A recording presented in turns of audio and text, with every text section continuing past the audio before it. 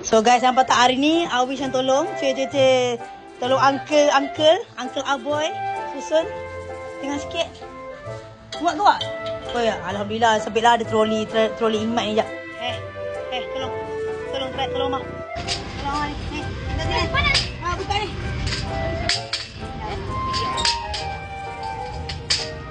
Buka tu ni. Apalah Awish tak tahu panas. Pakcik, terus niaga. Standby. Cik, Awish pun tolong. Alah, siannya anak aku. Ada ni. Oh, ini budak banyak rajin lah hari ni tolong mama. Lagi. Tolong lagi. Lampu tu nanti lampu mana? Lampu. Okay guys, so ni kita dah buka dah. Guys. Okay, so sempat datang berdekatan. Kau buat dia bagi je dulu pakcik. Okay, dia berdekatan dengan Hero. Sebelah kita ni ada Lok Ching. Okay. Berdekatan dengan Hero. Okay, balai bomba. Okay, cepat guys. Kita orang dah buka dah. Hari ni kita buka awal guys. Okay. Nampak tak tu? Pakcik pun dah standby dah. Dah ada orang bekas semua beli dah. Alhamdulillah. Masih support bang. Dah ada orang tu dah. Okay.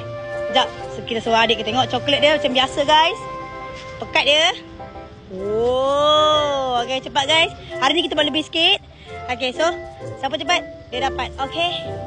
Jumpa dekat Pekan Sungai. Kita akan jual sampai habis Kita akan jual sampai habis. Apa dia? Kita akan jual sampai habis. Coklat cik mana dek? Habis. Panggil orang. Cuba panggil. Mari kek. Dah. Cakap. Cepatlah. Alah, yang malu-malu pula. Cepat guys. Hari ni kita buat banyak sikit guys. Okay, cepat datang. Okay. Dekat mana pakcik? Ya, Sungai Besi.